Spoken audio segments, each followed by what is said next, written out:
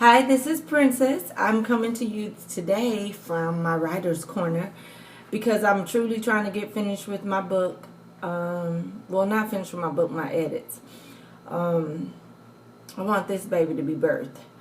But while I was writing a portion of my story, and I just got finished with a conversation with my daughter and a couple of friends, and then you can read stuff on Facebook and know, okay, hey, let's talk about this.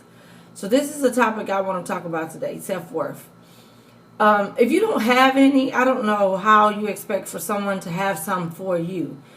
The honest truth is, if you don't think anything special about yourself, I'm just trying to figure out how somebody else is supposed to come and help you with that. Now, I have had people see something in me and support that and try to push me and inspire me and talk to me and tell me what it is that they think is so great about me. But if I don't see it myself, I just don't know how I could actually function in this world doing anything for myself, because I wouldn't think I deserve anything. And somebody would always have to come and tell me how great they think I am or how wonderful the things are that I do. There was a long time, I'm telling you, that I lived my life not giving myself credit for the things that I did. And I did some wonderful things. I didn't realize it, but I did some wonderful things and helped a lot of people. And it was just something else was more important to me than who I was, or just spending time with Princess. It's funny to me, though. We give some people credit that don't deserve any credit at all. And then we're torn, and we're in these relationships torn because we don't know our self-worth. Okay, if you don't like, and I'm going to try to just get to the bottom line because there's no need to do like a presentation. Let's just get to the facts. I was in a relationship years ago, and I try not to use names because, it is what it is. But you can identify. You don't have to use names in order to identify with people. Okay, people are people, and there are going to be a lot of the same things going on in people's lives, and you'll see what I mean by what I'm getting ready to tell you. Okay, in the relationship, I kept giving this person credit for all the stuff, and they wasn't doing anything. Like, for instance, I was going to work every day because they kept calling in and wouldn't go to work. My money would be the one that was paying the bills, and I would be taking care of the kids and doing like the extracurricular stuff and, forking out whatever I needed to survive and paying for food. I ended up having to get a car from my dad. That car became the family car. I even had to put gas in the car. Okay, I did something stupid. I put gas in the car for them to ride around in while I kept trying to call and ask people for rides. Listen here. That's because of lack of self-worth. I was giving somebody credit for doing nothing while I did everything because I thought that I needed them. Needed them for what? To lay next to me? To be there so I could say to somebody I had a relationship? I mean, that we don't think about things when we're doing them. But I'm sitting there crying because I'm about to lose nothing. I'm not losing anything, because guess what? I'm doing everything myself. But you don't recognize that because for whatever reason you have belittled what you bring so that you could lift somebody up who doesn't deserve to be lifted. And so that doesn't make sense. It's not until you tap into who you are and what you bring to the table that you're going to see this. You're going to continue to be in relationships with people if you're there now. Some people are married and still have lack of self-worth and get mad at our spouses because, they won't help us with this. They don't have to help us with this. This is something you have to have for yourself. You have to know who you are for yourself. You can't go whining to somebody about what you don't feel like when it all boils down to a lot of things you wouldn't care about if you really loved yourself. if you really took the time to love you, it wouldn't matter what somebody else thought, because you would have so much love for yourself, and that you wouldn't require things, or be so needy in that area.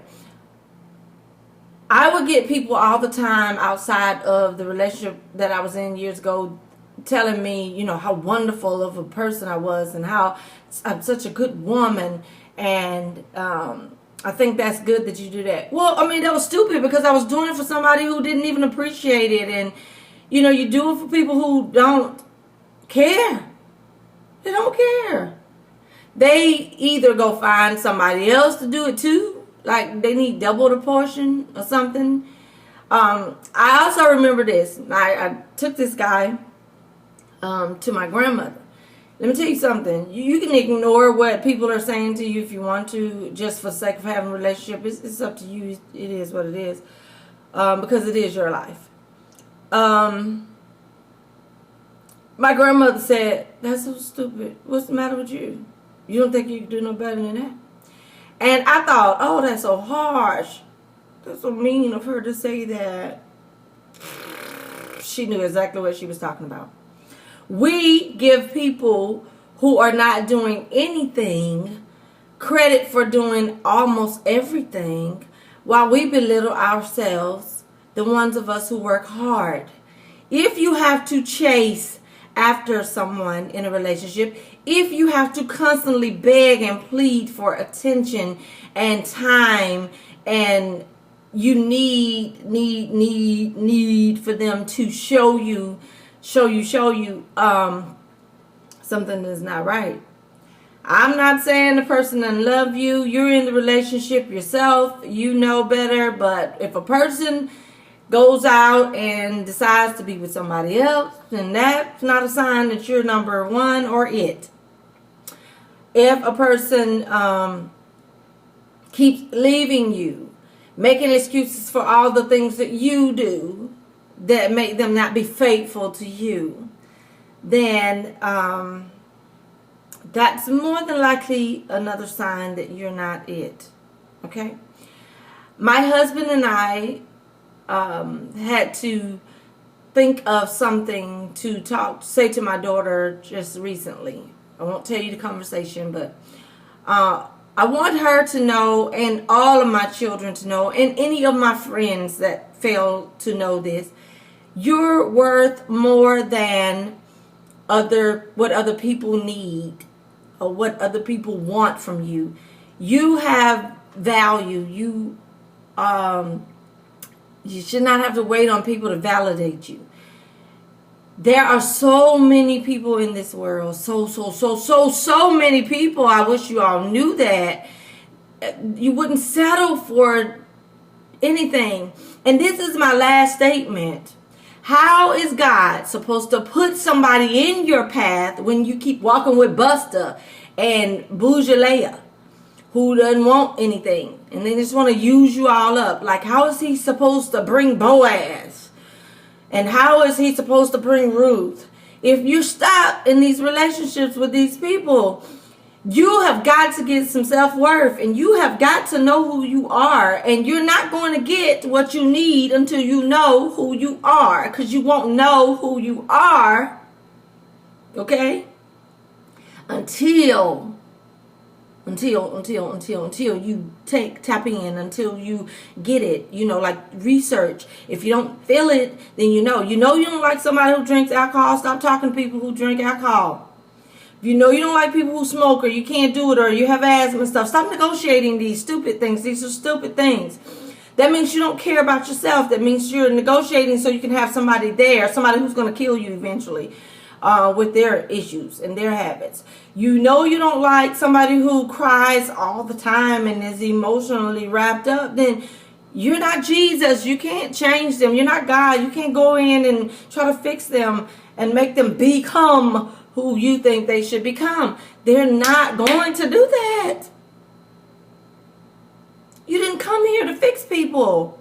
You didn't come here to mold and make people into the image that you would want and need every day of your life. You don't have that kind of time. And majority of us have spent more time trying to figure out what we want in stupid relationships and what we want with people because we're lonely and need to be by ourselves. You know what? If you take some time by yourself, if you just get somewhere by yourself, you will figure out that you like other things and that you don't like certain things. And then when you start talking to people, you won't be wasting a whole lot of time because you know that's not what you want. Period. It's not what you want, so you won't be spending all the time on what you know you don't want. I thought that I wanted a lot of things till I got into relationships. And then you get in relationships, you be like, ugh, this is not what I want. So get it together. Like, take some time with yourself if you're single. If you're married and you have some issues and your husband is doing one thing and you're not doing something, or vice versa, and you're sitting, or your wife is excelling and you feel like you're behind, get somewhere and do what you're supposed to be doing. Get in your space. Get in your place in God and let Him do a work in you, and you won't feel that way. You won't feel that way. Don't go saying, well, you make me feel that way. People can make you feel a certain way, but you know what? You have the power to turn that and steer that into a different direction. Today, I'm just challenging you to get some self-worth, to dig deeper for what you like, for what you need. You can still be married to whoever you're married to. You don't have to get a divorce because things are not matching up. You get into the Word of God and you ask God to help and show you you. A lot of your issues come from you. A lot of your issues do. A lot of things that you're upset about. A lot of things that you have issues with. A lot of things that you don't feel so happy about. Happiness is something that somebody can't give you. You have to want it, and you have to go get it. And the only way to go get it is to go get it through God and ask Him to help you to see you and who you are. He made you, so you're wonderfully and fearfully made.